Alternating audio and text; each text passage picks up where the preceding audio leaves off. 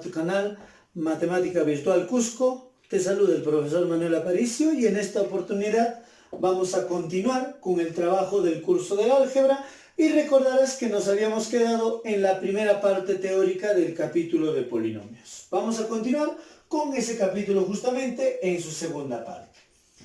Los polinomios tienen en su estructura diversas características y diversos elementos. Algunos de estos son los que vamos a mencionar ahora. Un polinomio tiene siempre un coeficiente principal. ¿Por qué se le da la denominación de coeficiente principal?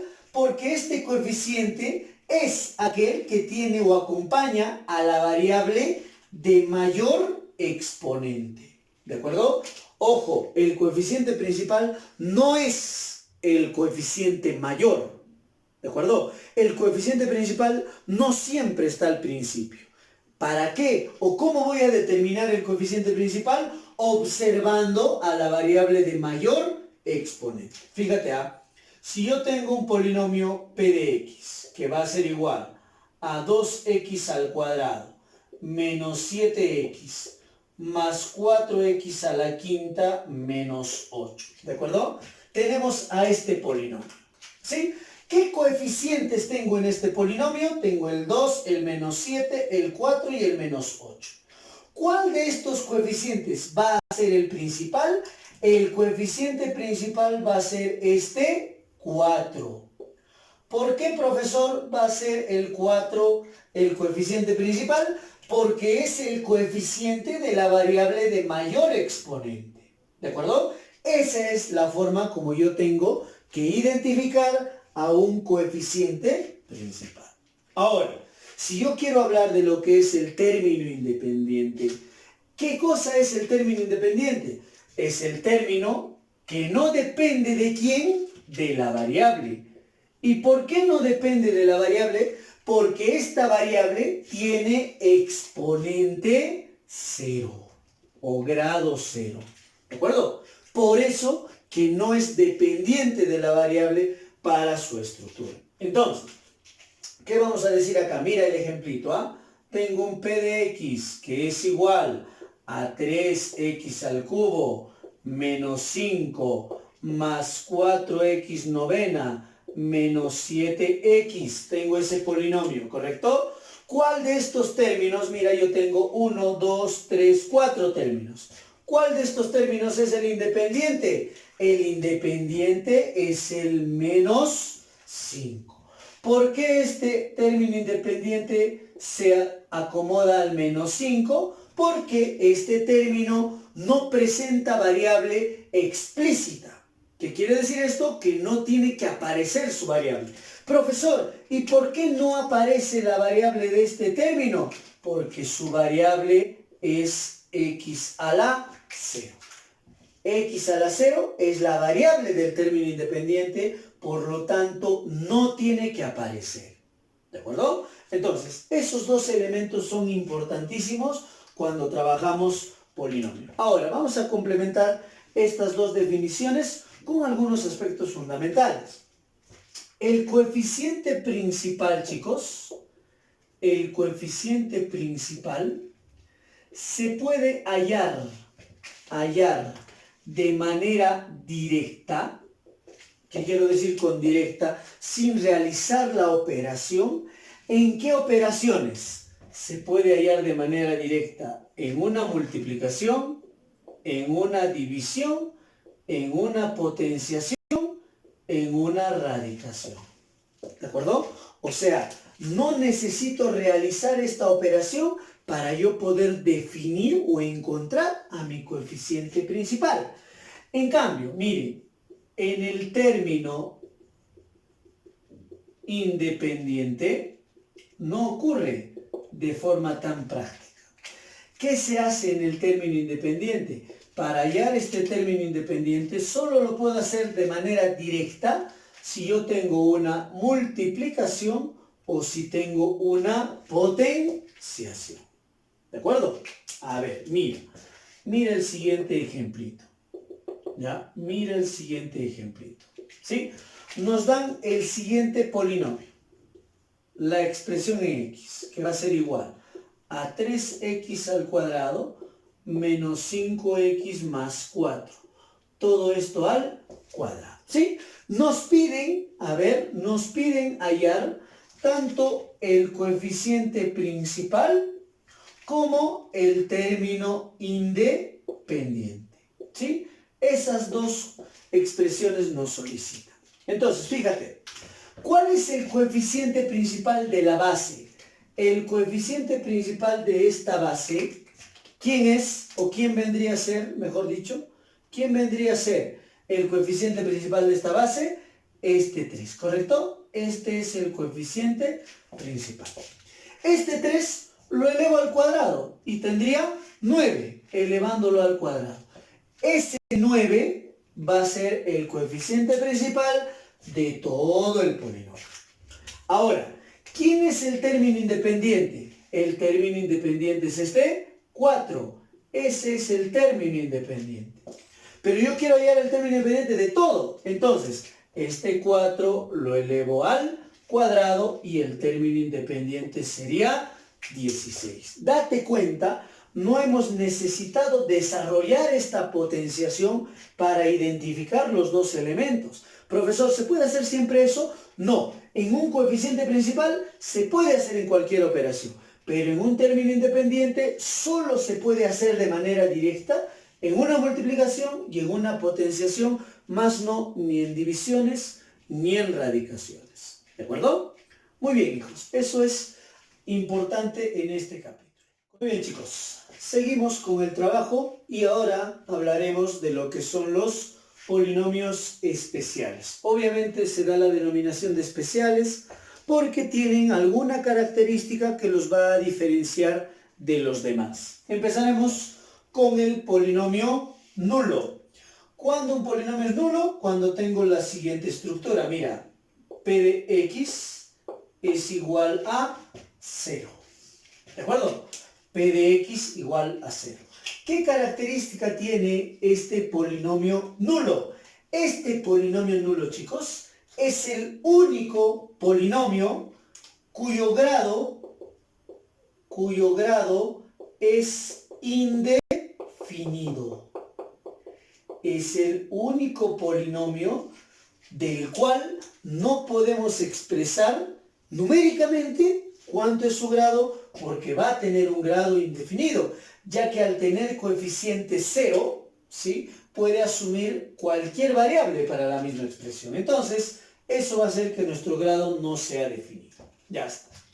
2. Tenemos al polinomio constante. Este polinomio constante que tiene la siguiente formita, p de x de igual a una k.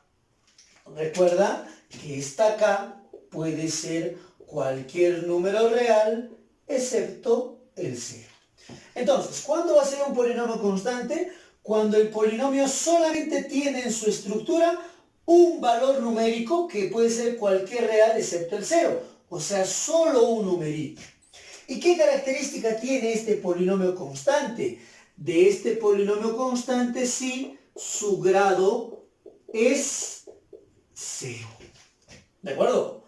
Por ejemplo, un polinomio constante podría ser un p de x igual a 7.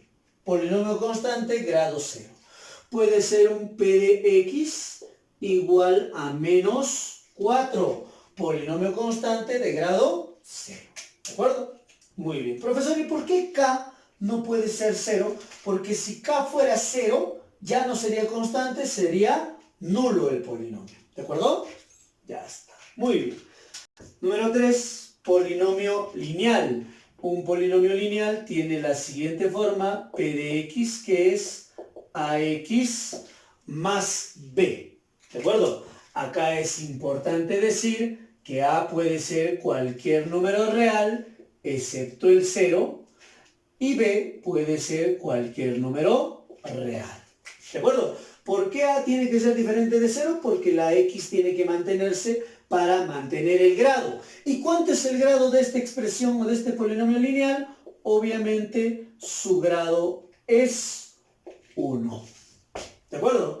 Por ejemplo, un polinomio lineal podría ser el siguiente. Un p de x igual a 3x más 7. ¿Sí? Polinomio lineal de grado 1. Podría ser un p de x igual a menos 2x, nada más. Fíjate, polinomio lineal de grado 1. En este primer ejemplito, a valdría 3, b valdría 7, son números reales. En este segundo ejemplito, a valdría menos 2, b valdría 0. No hay problema porque la x se sigue manteniendo y esa variable mantiene el grado. ¿Ya? Número 4, polinomio cuadrático. Forma básica de un polinomio cuadrático será un ax cuadrado más bx más c. Pero recuerda que a tiene que ser cualquier número real excepto el 0. En cambio, b y c pueden ser cualquier número real. ¿Qué característica obviamente va a tener este polinomio cuadrático? El grado de este polinomio cuadrático va a ser 2. ¿Sí? Por ejemplo, si nosotros decimos p de x es igual a 5x cuadrado más 7x menos 3, polinomio cuadrático de grado 2. En este caso, a valdría 5, b valdría 7 y c valdría menos 3. Puede ser así también, ¿no? P de x igual a 4x cuadrado más 1. ¿Sí? Polinomio cuadrático variable con exponente 2. A valdría 4, C valdría 1 y B valdría 0 porque no hay término independiente. Entonces, la clave es que A sea diferente de 0 para que el grado 2 se pueda mantener. Y así sucesivamente, teniendo lineal cuadrático, puede existir el cúbico, el cuártico, el de quinto grado, el de sexto grado, etc., en base al mayor exponente de la variable. Muy bien. Número 5, polinomio mónico. Polinomio muy importante y muy usual en exámenes de admisión. ¿Qué nos dice este polinomio mónico? Nos da la siguiente estructura. Fíjate, A, p de x es igual. Si yo tengo un a x a la n, luego vendrá un bx a la n menos 1, sucesivamente, y así va a continuar hasta un término independiente que es k. ¿Sí? ¿Cuál es el detalle importante que tienes que observar en este polinomio? ¿Quién es el coeficiente principal de este polinomio? El coeficiente principal es esta a. ¿De acuerdo? Esa a, que es el coeficiente principal, para que sea un polinomio mónico, chicos, para que sea un polinomio mónico, esa a tiene que ser igual a 1. ¿De acuerdo?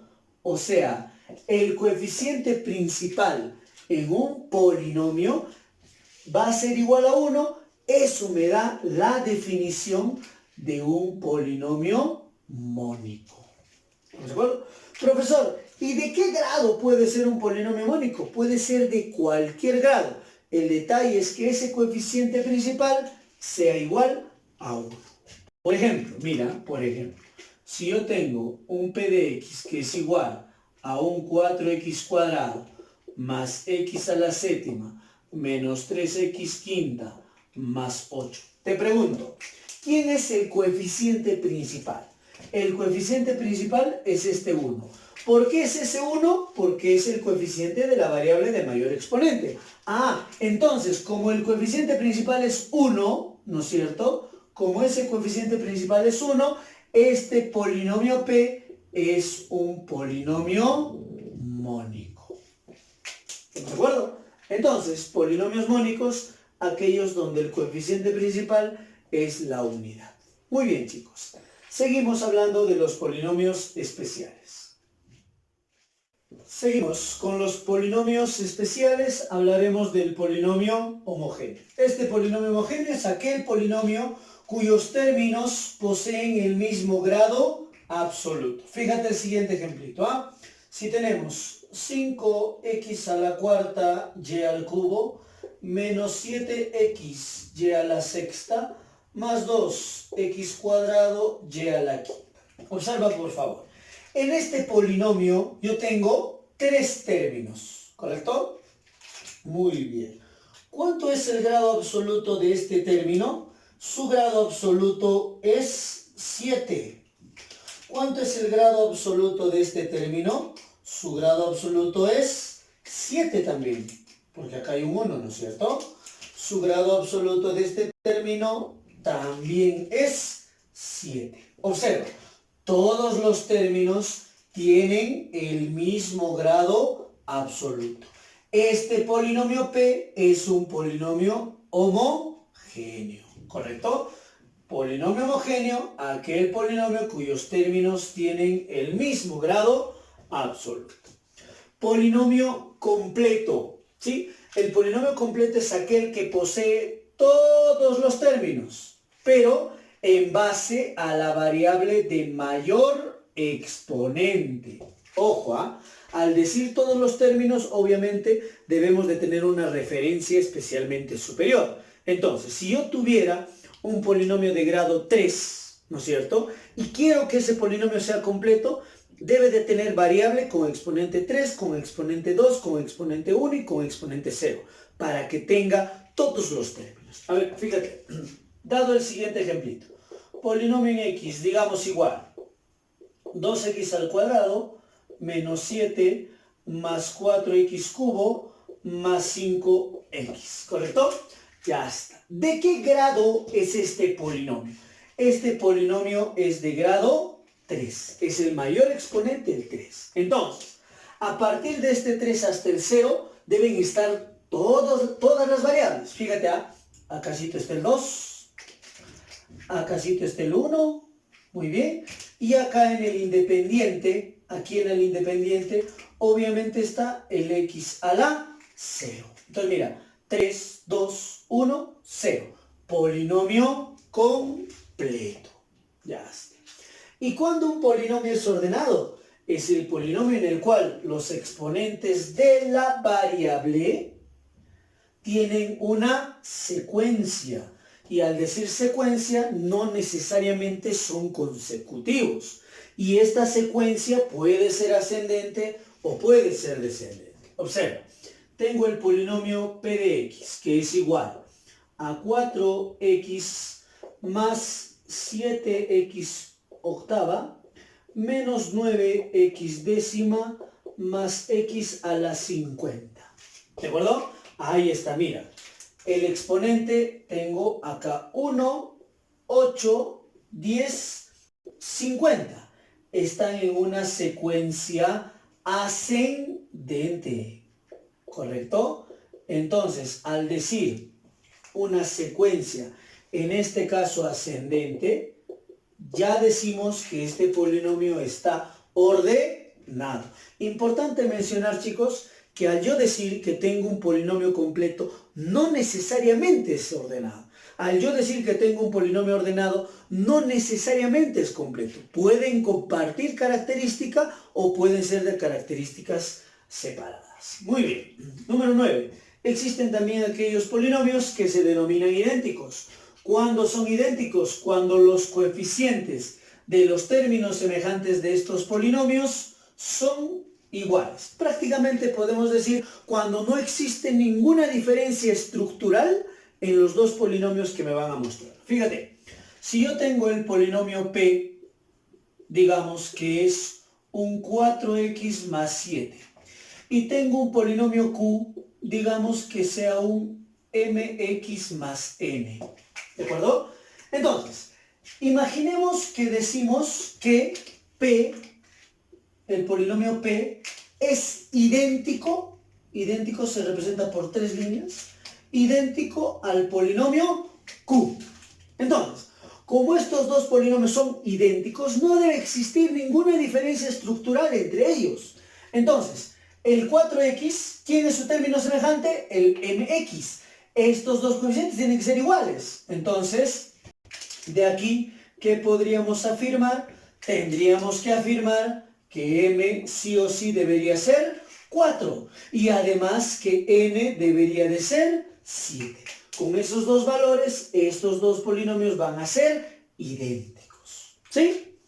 ¿Y cuándo tenemos un polinomio idénticamente nulo? Cuando el polinomio tiene sus coeficientes que son iguales a 0. Con otras palabras, cuando un polinomio es idéntico al polinomio nulo. Por ejemplo, si tengo el polinomio p de x, que es mx más n, ¿correcto? Y yo voy a afirmar, en este casito, de este polinomio, que este polinomio p es un polinomio idéntico al nulo, ¿correcto? Entonces eso significa que este polinomio es idénticamente nulo. ¿Qué voy a concluir de esta expresión? Que sus coeficientes m y n tienen que ser iguales a 0, ¿correcto? Muy bien. Eso sería, chicos, la parte de polinomios especiales. Muy bien. Bien, para terminar, chicos, el capítulo de polinomios, vamos a hablar de lo que es el valor numérico. ¿Qué es este valor numérico? Es la equivalencia de una expresión matemática en base a un valor determinado, ¿sí? El valor numérico no solamente se puede aplicar en polinomios, sino en general en cualquier expresión. Pero esa equivalencia que vamos a encontrar puede ser o tiene que ser en base a un valor específico. Ahora, en el valor numérico podemos encontrar hasta 4 formas de resolución. 1. El valor numérico para equivalencias directas. ¿Cuándo voy a tener una equivalencia directa? Cuando mis variables son simples o directas. ¿De acuerdo? Eso me va a permitir reemplazar de manera inmediata, directa, la equivalencia que me pide. Fíjate, por favor. Si nosotros tenemos, por decir, que p de x es igual a 2x menos 7, ¿cómo me doy cuenta que tenemos variable directa? Porque la variable está solita, definida como tal. Entonces, si a nosotros nos pidieran p de 5, ¿qué es lo que vamos a decir? Como mi variable es directa, de frente voy a afirmar que x será 5. Entonces tendríamos 2 por 5 menos 7. 2 por 5, 10, menos 7 sería 3. Y así con cualquier expresión, con cualquier número, con cualquier situación que nos muestre. ¿Ya? Segunda formita del valor numérico cuando tenemos una equivalencia inferencial.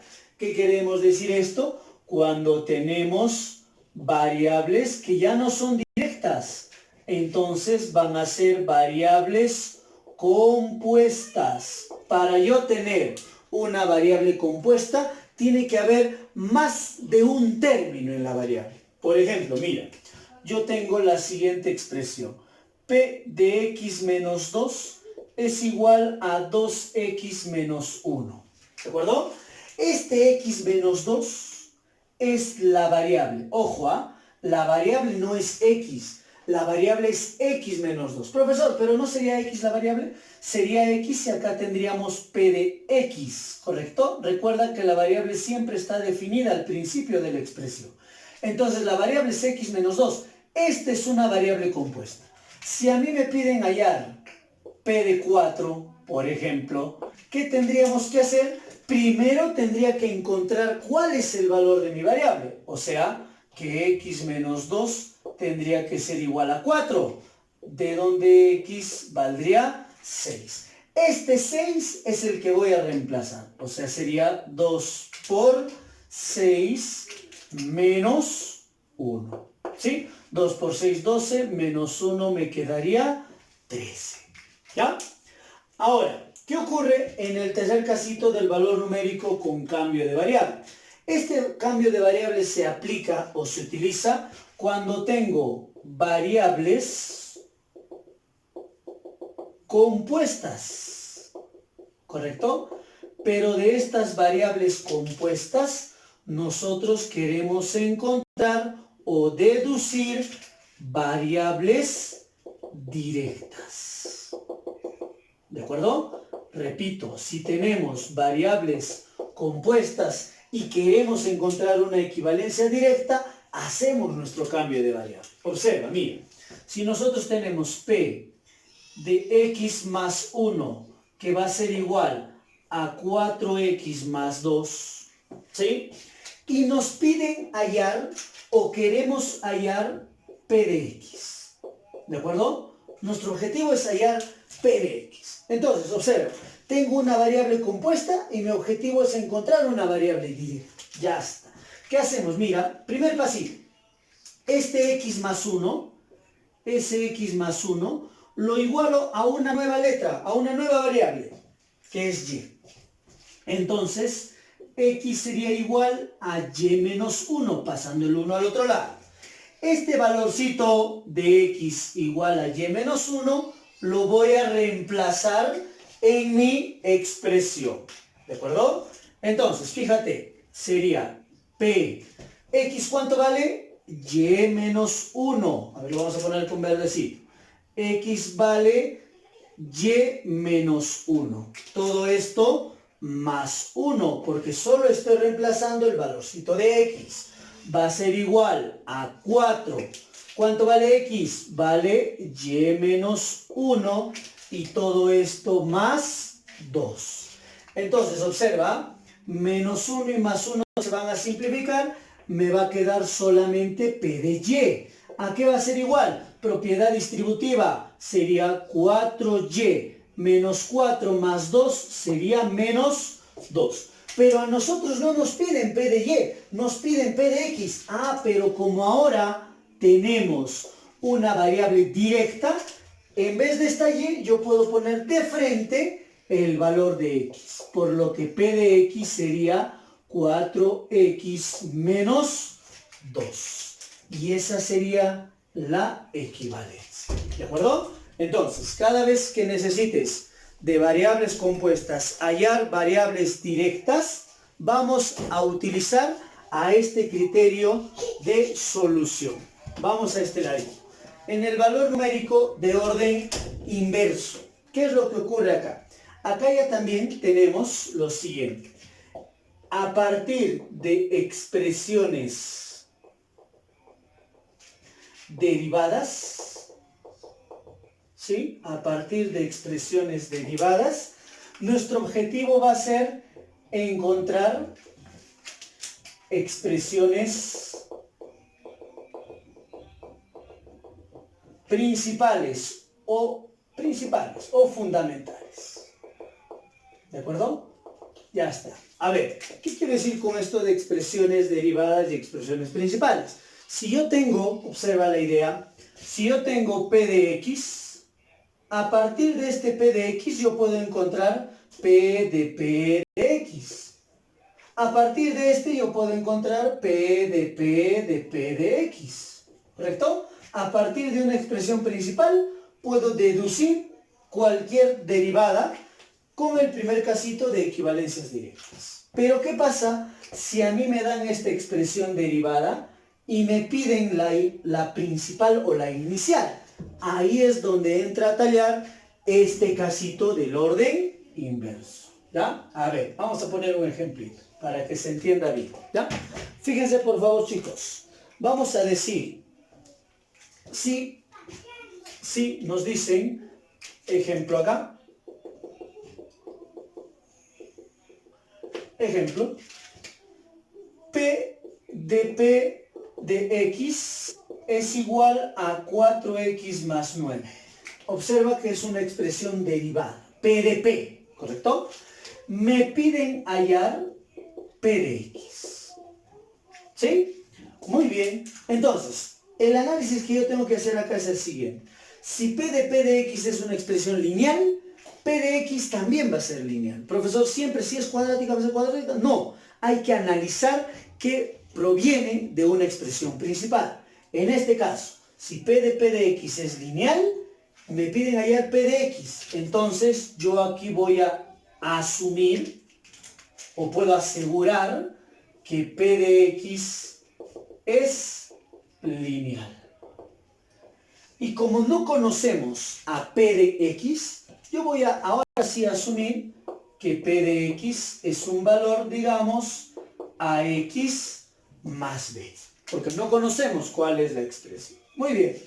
Ahora, de este P de X, si yo quiero encontrar P de X, lo único que hacemos, ¿qué cosa es? Aumentarle una estructura a este polinomio, o sea, decir A factor de AX más B y todo esto más B, ¿correcto? Entonces, mira, teniendo este P de X hemos formado P de X, pero este P de X que tengo acá, obviamente tiene que ser el mismo que nos da el problema. Por lo tanto, voy a asegurar que A factor de AX más B, todo esto más B, tiene que ser idéntico ¿a quién?